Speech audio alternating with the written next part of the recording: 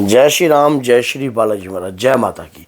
पूजा करने वाला व्यक्ति दुखी क्यों रहता है? एक भक्त ने ऐसा क्वेश्चन किया और मैंने कहा कि क्यों ना मैं इसके ऊपर एक वीडियो बनाए ताकि आपको पूर्ण जानकारी प्राप्त हो सके कि जो व्यक्ति पूजा करता है उसके जीवन में तो दुख होना ही नहीं चाहिए। कहते हैं, माना जाता है कि भगवान की पूजा करने से हमें सुख प्राप्त होता है, लेकिन हमें दुख क्यों प्राप्त हो रहा है?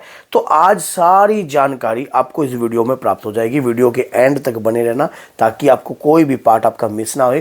अगर वीडियो अच्छी लगे तो लाइक करना, चैनल को सब्सक्राइब करना और बेल आइकन बटन को दबाना मत भूलना ताकि आने वाली हर वीडियो की नोटिफिकेशन आपको सरलता से प्राप्त हो जाए। देखिए, भगवान के प्रति जब हम कभी भी पूजा, याचना, तपस्या कंटिन्यू करते हैं, रोजाना हम किसी भी चीज को कर रहे हैं, तो हमारे जीवन में तो दुख आना ही नहीं चाहिए। फिर दुख का काम ही क्या है? अगर हमारे जीवन में हम भगवान की आरती करते हैं, नित्य नियम बनाकर पूजा करते हैं, रोजाना कर रहे हैं, डेली कर रहे हैं, फिर तो दुख होना ही नहीं चाहिए। बात तो आपकी सच्ची है। लेकिन दुख का मतलब समझिए क्या है। दुख के साथ ये दो शब्दों का जो नाम है ना, दुख और सुख, ये एक ही है। कैसे? जिस प्रकार से हमारे शरीर के अंदर दो भुजाएं हैं, एक का नाम जो है लेफ्ट और एक है राइट। ये दो भुजाएं हैं, लेकिन है तो शरीर से जुड़ी हुई ना। इसीलिए दुख और सुख ये भी हमारे से ही जुड़े हुए हैं। हमारे जीवन से ये चीजें, अगर दोनों को बैलेंस कर ही जो व्यक्ति चलता है उसी को जिंदगी कहते हैं। तो अब दुख आ रहा है, भगवान की कृपा कब आएगी? हमारे जीवन में तो दुख ही बहुत है, बहुत ही हम तंग आ चुके हैं। अब कृपा का रास्ता तो हमें कोई दिखाई देता नहीं है। और लेकिन जब सुख आता है तब आप ऐसे नहीं बोलते कि जैसे अभी दुख के बारे में बोल रहे हो। तब आप ये की बात बोलते हो कि कुछ भी नहीं बोलते किसी को। अपनी जिंदगी में सुख का अनुभव आप पूर्ण रूप से ले लेते हो। कहते हैं कि दुख में सिमरन सब करे, सुख में करे ना कोई, जो सुख में सिमरन करे तो दुख काहे को होए। तो कहने की तात्पर्य यह है कि अगर आप लगातार भगवान की इन बातों को समझने लग जाओ, जो बातें मैं आपको बताने वाला हूं, तो आप दुख और सुख की परिभाषा को समझ जाओगे। दुख और सुख की परिभाषा को समझ जाओगे। ये हमारे जीवन से जुड़े हुए होते हैं, इनको हम अलग नहीं कर सकते। हमारे जीवन से दुख और सुख हमारे कर्म के अनुसार हमें प्राप्त होता है। हमारे कर्म के अनुसार, कहते हैं कि कर्म प्रधान से, कर्म प्रधान रूप के देवता होते हैं। और हमारा कर्म, अगर हमने जैसा कर्म किया, कहते हैं ना भैया, तू जैसा कर्म करेगा वैसा ही तुझे प्राप्त होएगा। अगर धरती में अमरूद का बीज डाला है तो अमरूद ही उपजेगा, उसकी जगह जो है सेब नहीं उपनेगा। परमात्मा चाहे तो उसकी जगह सेब में भी परिवर्तन कर सकते हैं, अगर परमात्मा चाहे तो। इसी प्रकार से हमारे जीवन में जो दुख आता है वो हमारे जीवन के साथ जुड़ा हुआ होता है। कैसे? अब भगवान की अटूट भक्ति करी जितने भी भक्त हुए हैं, जिन्होंने इतिहास रचा है, अब प्रेमानंद जी महाराज जी को देख लीजिए आप। उनकी किडनियां फेल हो चुकी हैं, उनकी किडनियां फेल है, लेकिन वो फिर भी भगवान की नित्य पूजा, आराधना, तपस्या कंटिन्यू करते हैं। लेकिन इतनी कष्ट झेलने के बाद भी, डायलिसिस होने के बाद भी, फिर भी वो अपने जीवन में कष्ट देख रहे हैं। ऐसा क्यों हो रहा है उनके साथ? किस लिए हो रहा है? उनके कर्म जो है, जो पिछला कोई कर्म का हमारा हिस्सा रह जाता है ना, वो साथ में कट रहा है ताकि आने वाले जन्मों में उस चीज को भोगा ना जा सके। इसी शरीर में रहकर ही उन चीज को खत्म कर लिया जाए। इसी प्रकार से जो व्यक्ति के साथ जीवन में दुख बन जाता है, उसे घबराना नहीं चाहिए। अपने इष्ट, अपने आराध्य पर पूर्ण रूप से विश्वास रखकर अपने कार्य को परिपूर्ण करना चाहिए। क्योंकि जीवन में अगर आप इस स्टेप पर घबरा जाओगे या डर जाओगे तो आप ये मत सोच लेना कि सुख प्राप्त कर आप बहुत बड़े अमीर हो जाओगे। समझ गए? दोनों को बैलेंस कर ही चलना पड़ता है। जब कभी भी आपको दुख आए तो समझ लेना परमात्मा आपसे प्रेम कर रहे हैं।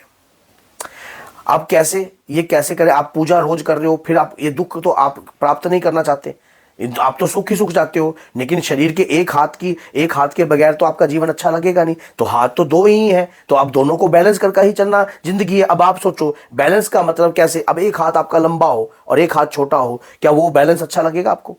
आप सोचो। अब बैलेंस भी ऐसा होना चाहिए कि दोनों का तालमेल बराबर होना चाहिए।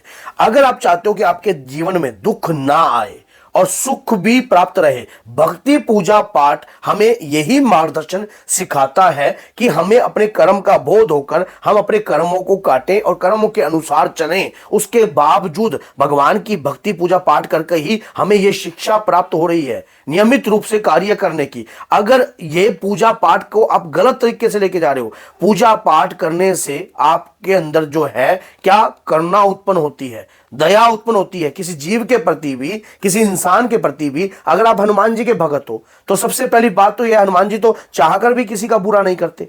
तो आप ये बात सोचिए कि आपके अंदर अगर करुणा प्रकट होने लग गई है, भगवान के प्रति भक्ति प्रकट होने लग गई है, तो आप अपने कर्म को भी बैलेंस कर चलने लग जाओगे। जो पिछले पाप हैं, जब भगवान की हम पूजा याचना तपस्या करने लगाते हैं तो हमारे पिछले जन्मों के जितने भी पाप होते हैं वो एकदम तेजी से आकर हमारे साथ जो है वो शुद्धिकरण में की प्रक्रिया में लग जाते हैं। क्यों? आपके जीवन के जितने भी पाप कर्म है, जब एक बार आपने अब अपने आप को शुद्ध करने का रास्ता चुन लिया है तो हमारे पिछले जन्म के जो पाप होते हैं वो उस प्रक्रिया को शुद्ध करने में लग जाते हैं। अब शुद्ध करने में लग जाते हैं तो हमारे पाप आ रहे हैं, उन जिनके कारण हम अधिक पूजा पाठ करने से परेशान भी हो जाते हैं।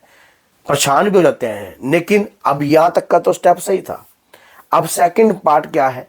अगर आपकी पूजा बंधन में होती है, तंत्र के तहत करी हुई होती है या मंत्र के तहत करी हुई होती है, जो भी क्रियाकलाप कर आपकी पूजा को बांधा गया होता है, तब भी व्यक्ति इस प्रकार पूजा करने से और भी ज्यादा तंग होता है, क्योंकि पूजा पर बंधन लगा दिया गया है।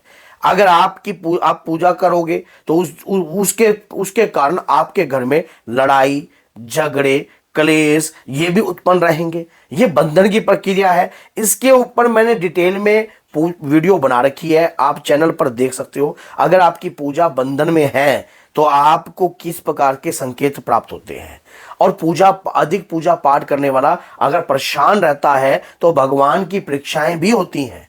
तीसरी बात यह है कि अगर आप पूजा पाठ कर रहे हो तो भगवान आपकी परीक्षा भी लेंगे।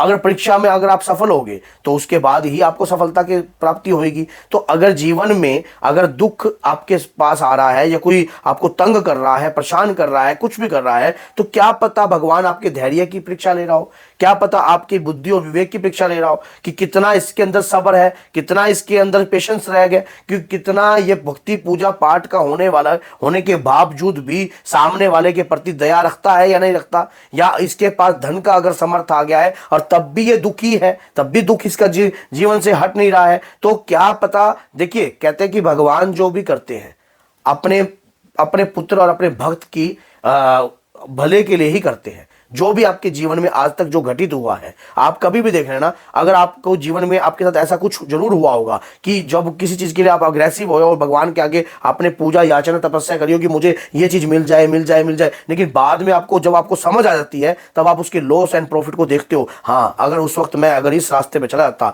तो मेरी जिंदगी खराब हो जाती। आज मेरे को भगवान ने जो फैसला किया मेरे प्रति वो बहुत ही उचित किया है। तो इसलिए हनुमान जी को अपना इष्ट बनाकर कार्य कीजिए, बाबा की भक्ति कीजिए, और जब कभी भी दुख आए तब एक बात समझना, बाबा क्या पता आप मेरी परीक्षा ले रहे हो, बाबा क्या पता मेरी भक्ति में कोई त्रुटि रह गई हो, तो आप उस त्रुटि को खराब जो गलतियां मैं कर रहा हूं उसको साफ करने की कोशिश कर रहे हो। तो हर कार्य में अपना हित ही समझिए, क्योंकि भगवान के बच्चे हो आप और बाबा के प्यारे हो। तो अगर वीडियो अच्छी लगे तो लाइक करना, चैनल को सब्सक्राइब करना और बेल आइकन बटन को दबाना ना भूलना, ताकि आने वाली हर वीडियो की नोटिफिकेशन आप तक पहुंच जाए। तो बोलिए जय सीताराम।